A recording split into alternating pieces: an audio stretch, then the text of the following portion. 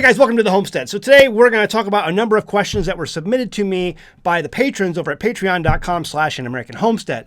I asked those guys, hey listen, I'm going to give away a couple of prizes and to whoever gives me some of the best topics to choose from when it comes to doing some videos that they request. And so that's what this video is stemming from.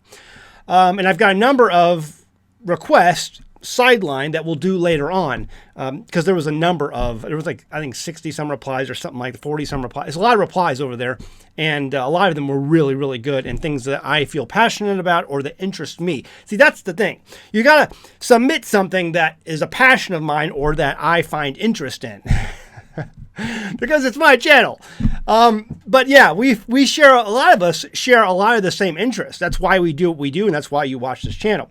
So we're going to go through a couple of these, and I'm going to throw in a bonus one at the end. I've been trying to find a reason to share anyway, because I think it would help out a lot of people. So what we're going to talk about in this video is seed saving, off-grid lighting, and me being a bottle-addicted homesteader. That's what I am. I'm a bottle-addicted homesteader. We'll talk about that in a second. So first off, seed saving. It was from Barry Honeycutt over at patreon.com/AnAmericanHomestead. Link in the description below. It says, how to harvest seeds. I want to know how to harvest seeds.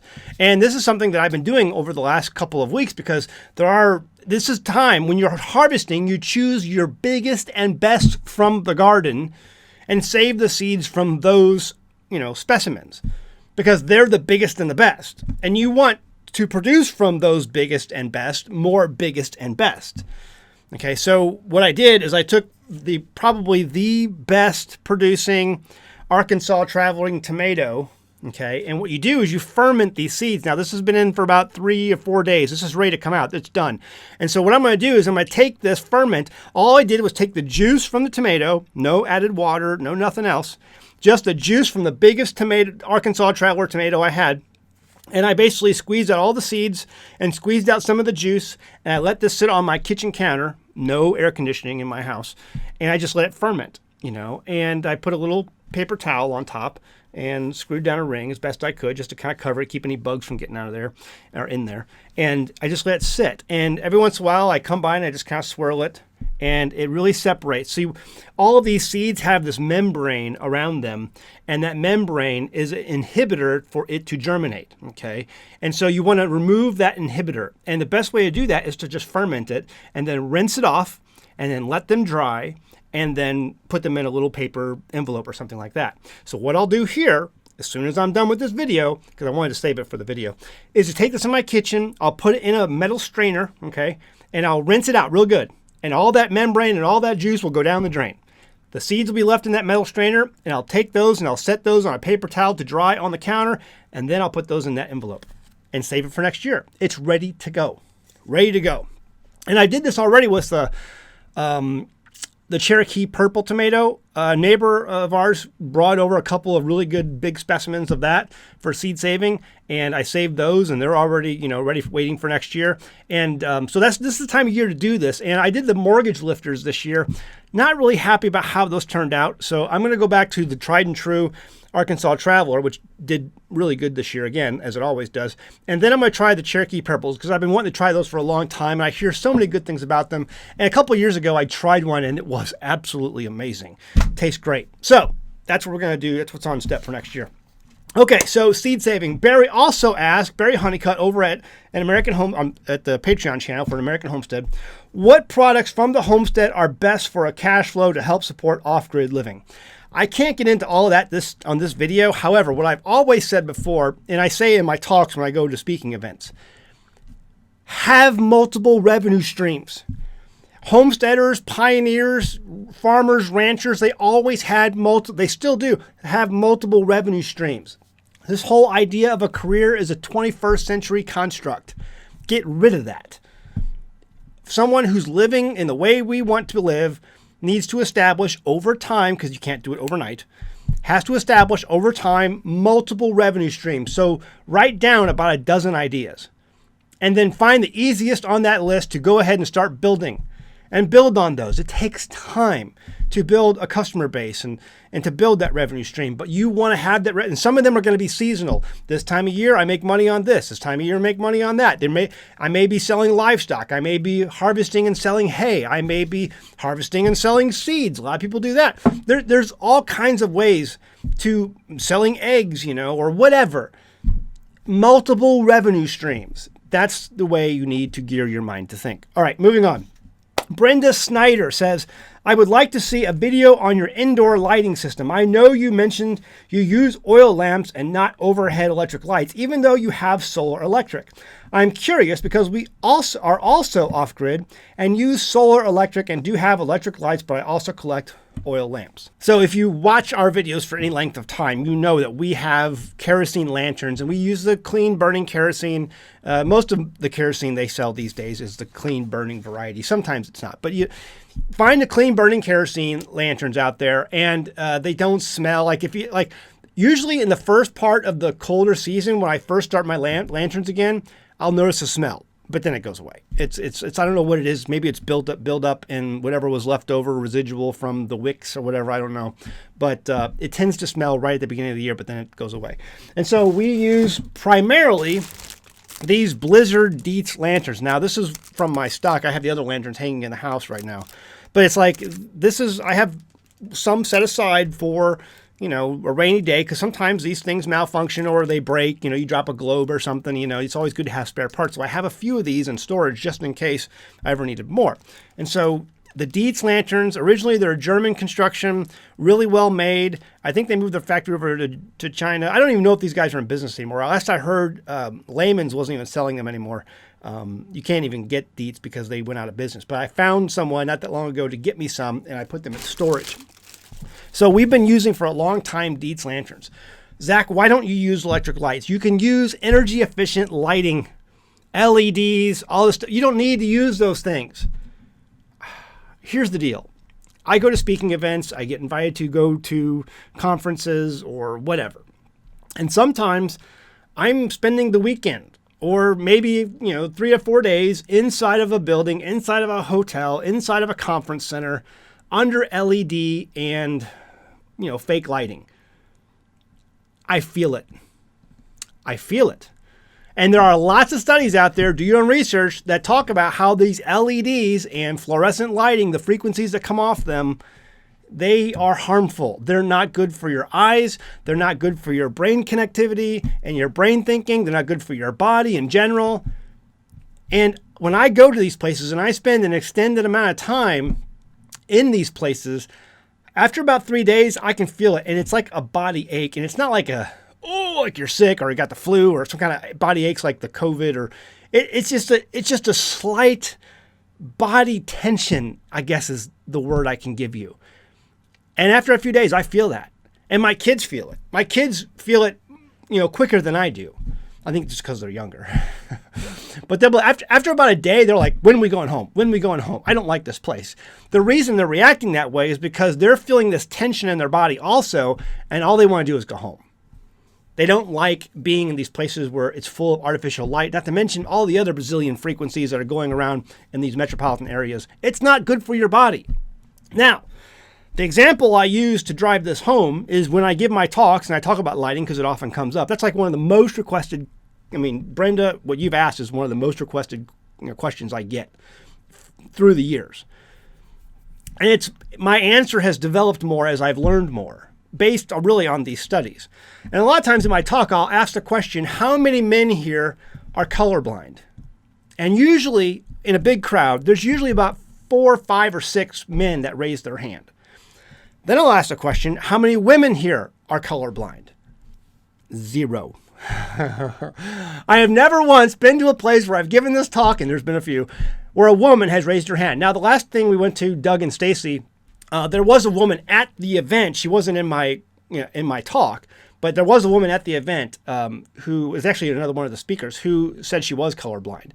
But never ever, when I've given this talk, has a woman raised her hand. The reason for that is because of the extra X chromosome in your makeup, in your DNA makeup, you have what's called an extra cone in your eye. Okay, normal eyes have 3 cones that make up red, green, and blue. Red, green, and blue. But a woman, most women, not all women, most women have an extra 4th cone in their eye. You can look it up. I'm not making this stuff up. And what happens is when a man loses one of those cones, sometimes they malfunction, sometimes they're damaged at birth or whatever. They don't develop, whatever. You're born colorblind or you become colorblind. You don't have the extra cone to take up the slack. A woman has that extra cone in her eye in addition to red, green, and blue, so that if one of hers is damaged, she still has, her red, green, blue. It'll pick up the slack. And so it's also a reason why women see things or can be perceived. There's women's intuition, right? And that's not, made up. It's real. So I think it's all related. My issue is if women have this extra sensitivity in their eyes, my next question that I ask in this talk is, how many women here have trouble with migraines? Lots of hands go up, usually. How many men here have trouble with migraines? Usually 0. Every once in a while there's a white guy, But that's usually the result of some other underlying problem. The reason women have migraine issues is because of the lighting. If you're a woman and you have migraine issues, here's what you can do. Number 1, turn your lights off in your home. Okay? Use them only when you need to. Open a window. If you want light, use God's light. My mom used to always say, open the windows and let God's light in. Use natural lighting. Less screen time. Put down your freaking phone. Turn off your computer. Stop watching TV. Turn off the fluorescent lights in your house. Get away from all of these frequencies that are constantly bombarding your eyes. And if you research these studies, our great-grandparents didn't have all these trouble. The women back then didn't have all these troubles with migraines. Not near as much as we do today. The migraines, watch the studies. The migraines are off the charts for today's modern woman. Get rid of the screen time. I think, that's going to be your number 1. And all of these fluorescents and LEDs. So no, we will not go back. We will not do LEDs. We will not do fluorescents. I am perfectly content in burning kerosene and using these in my home and the light they provide for the few hours every night in the wintertime that I need them. The rest of the time, I have windows that are open and I let the natural light in. Okay, this is getting to be a long video. I have one more topic I want to cover. Leave a comment below if you have migraines. Leave a comment below if you have read these studies and you know what I'm talking about. I want to hear from you because your comments, because you understand these things also, may help drive the point home for someone else who's reading the comments below. I hope that makes sense. Okay, I have a bottle addiction. Okay, and the reason I'm bringing this up, because I've been wanting to talk about this for a while, and it's one of the things that I save on the homestead. I like to save bottles. If I go somewhere and I'm in a store and I see a cool bottle with a product in it, I'm like, I want that bottle. I gotta have that bottle. That's like what's me. I start to get to the shakes. I gotta have that bottle. And so I'll buy these bottles sometimes that are really weird. And like here's one. This one had it was not a sangria. It was Chianti. It was a cheap Chianti at the liquor store. I went down to the liquor store when I got me a cheap Chianti, and I just love the bottle. I'm like, I gotta have that bottle. So I got the bottle. Okay. And then this one here, I don't remember what was in this thing. Probably some sort of alcoholic product. I don't know. I have lots of non-alcoholic bottles too that I find amazing, and that I keep those. I'm not just a big drinker. Okay, so and then this one, this also was an alcoholic bottle. It was a bottle of wine, an Italian wine that came from the Adriatic coast, and it was really good wine too. It's like you find these. I don't buy these gimmick wines, these cheap gimmick wines. I try to find wines that actually come from Europe because Europe doesn't allow all the additives that the U.S. market allows. I think the U.S. market allows like 70 plus additives in your wine. U.S. wine, unless they say otherwise and they're making it in a traditional manner, most U.S. wine is fake. If you're drinking a wine bottle with a foot on it or with a kangaroo on it, that's not wine. I'm just telling you. Okay. This came with a label here and a label here. And so the reason I'm bringing this up is because I have discovered a way to remove these labels. Okay. Now, years ago, I watched a video by Rain Country, And Rain Country put out a video on how to use olive oil and baking soda to remove these labels from these bottles. And this was amazing to me because I was using the Gooby Gone. Okay, if you've used that to remove labels, it's a great way to remove sticky labels and sticky residue. It works, but it's expensive. Okay, there's a much better way to do this. And so she was using olive oil and baking soda to remove these labels and sticky residue that she was removing. You remove the label and there's a stickiness left over. You gotta get that. Soap ain't gonna do it, guys. However, olive oil is absolutely almost really impossible to find these days. Don't tell me you're going to the store and you're going to buy olive oil. Most of it's fake. Most of it's not real. 90% of the olive oil in your store is either a blend of other oils, seed oils, and other stuff. It's not real. If you find real olive oil, you're going to pay. You're going to pay big, huge. So you want to, when you find olive oil, you don't want to waste it on taking stickers off. So what I discovered is vegetable oil. Vegetable oil is a fantastic, because you don't want to eat this stuff. This is nasty. Do you know what this is even? Chemical process that makes it. Here, this is why a lot of people are dying, because they're eating this stuff. Don't eat it. However, it makes a fantastic, cheap alternative to olive oil or Gooby Gone. So what you do is you take the olive oil and you rub it on after you peel off whatever you can peel off. Sometimes these labels come off really easy. I love those bottles, but those are hard, few and far between. So you peel off what you can, and you got that sticky residue. You put your olive oil on, and then you sprinkle about a teaspoon of your baking soda, not baking powder, baking soda, and you put that on there, okay? And then you let it sit. Rub it in all nice and neat with the oil and the baking soda, and then let it sit for about 5 minutes, and then pick it back up and take a metal scouring pad and just scrub it off, and it comes right off. Absolutely fantastic. And you're not using expensive olive oil, and you're not using expensive Gooby Gone. You're using cheap, crappy, absolute poison vegetable oil. See, I don't use this for cooking. No, I use this for taking off stickers because I'm a bottle addict. Okay. Oh, I'd love to show you my bottle collection sometime. I'll bring you over to the wine cellar or the root cellar, and we'll have a go at my bottle collection, because it's quite a sight to see. Anyway, hey, listen, if you're not a patron, you can come over to patreon.com and join. And if you have a topic that you want me to cover on my channel, I'd be happy to do so. I'm just going to have to hear from you over there, and I'll take it under consideration and make a note. I have a number of them, like I said, already set aside to do this for. Check out our merchandise over at teespring.com. You can find links in the description below. Our favorite and best-selling shirt of all time, Stupid Should Hurt. If we had more hurt in this world, we'd have an awful, awful, awful lot less stupid. Guaranteed. See you next time on the Homestead. Bye! It's 2023, and the banks are continuing to struggle and fail. The bottom line on why our country is in so much financial trouble is that we have for years not lived within our means. Government spending in Congress is out of control, and government printing of US dollars has reached no limits. For only the second time in history, we have more debt than our GDP. That means we owe more money than our country is actually worth. See, it used to be said that the US dollar was backed by the gross domestic product. But when the debt exceeds that amount, it's no wonder why so many countries are now refusing to trade in that ever increasingly worthless currency.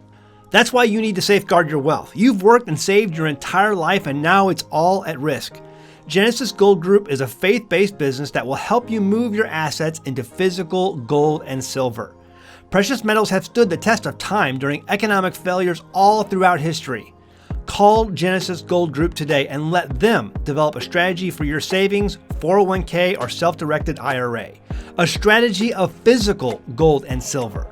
You can call the number on the screen or visit them at genesisgoldgroup.com, and be sure to say you heard about them from an American Homestead.